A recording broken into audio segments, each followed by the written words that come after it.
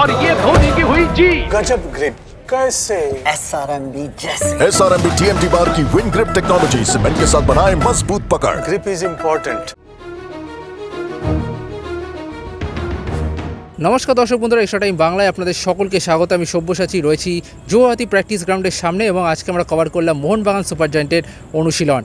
আপনারা জানেন যে আগামী 5ই অক্টোবর ডার্বি খেলতে নামবে মোহনবাগান মোহামেডান স্পোর্টিং ক্লাবের বিরুদ্ধে, যে মোহামেডান স্পোর্টিং ক্লাব গত ম্যাচে চেন্নাই এফসিকে তাদের ঘরের মাঠে হারিয়ে দিয়েছিল। সুতরাং কাজটা কিন্তু কঠিন হবে মোহনবাগানের জন্য, বিশেষ করে গত ম্যাচে বেঙ্গালুরুর বিরুদ্ধে 0-3 গোলে পরাজয়ের পর স্বাভাবিকভাবে একটু হতাশ থাকবেন কোচ হোসে মলিনা।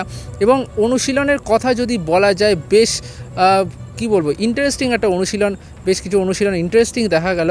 প্রথমত সাহাল আব্দুল সামাদ, তিনি আজকেও সাইড লাইনে ছিলেন, পুরো সময়টা ফিজিওর কাছেই কাটালেন ড্রেসিং রুমে।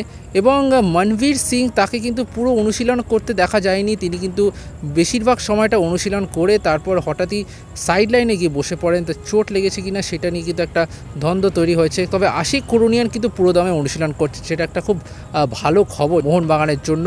এবং পুরো অনুশীলনের কথা বললে সিচুয়েশন প্র্যাকটিস করে দু দলে ভাগ করে এটা খেলানো হয়, যদিও সিচুয়েশন প্র্যাকটিসে নিজের একাদশটাকে কিন্তু কিছুটা রাগ ঢাকি রেখেছেন কোচ হোসে মলিনা।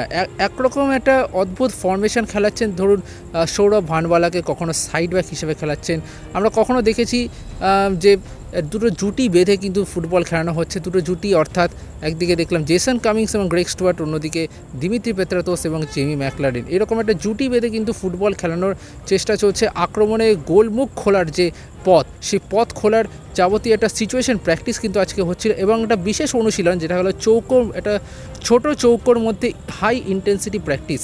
কীরকম সেই প্র্যাকটিসটা, ধরুন 3টে দলে ভাগ করা হলো ফুটবলারদেরকে, এবং সেই 3টে দলে ভাগ করা ফুটবলারদের তার নিজেদের মধ্যে পাস করবে। যখন দুটো দল পাস করবে, তৃতীয় দলটা সেটা সেই বলটিকে ছিনিয়ে নেওয়ার জন্য কিন্তু মরিয়া থাকবে। এবং বেশ হাই ইন্টেন্সিটি, কড়া ট্যাকেল, কড়া পাসিং, সমস্ত কিছুই কিন্তু হচ্ছিল। সব মিলিয়ে কিন্তু বলা যায় মোহনবাগান তারা কিন্তু মোহামেডানের যে গতি এবং যে স্কিলফুল ফুটবল, সেটাকে কাটাতে কিন্তু একটা মরিয়া চেষ্টা কিন্তু চালাচ্ছে। এবং এই জায়গায় দাঁড়িয়ে এখন দেখার যে কোচ হোসে মলিনা কী ব্যবস্থা নেন। আজকে টম অলরেড, তাকেও কিন্তু অনুশীলনে দেখা গেলো বেশ ভালোই মতোই অনুশীলন করেছেন। বাকি কথা বললে অ্যালবার্তো রদ্রিগেস, নুনো রেইস, তারাও কিন্তু বেশ ভালো অনুশীলন করে। টম অলরেডের সাথে নুনো রেইসের একটা জুটি বাঁধার চেষ্টা করছেন coach Jose Molina.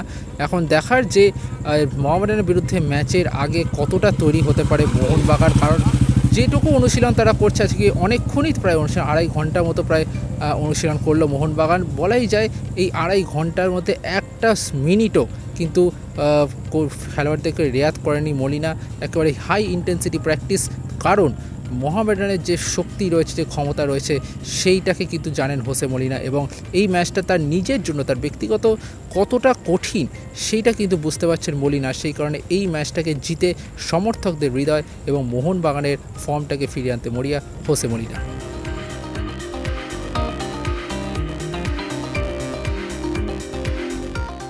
Extra time.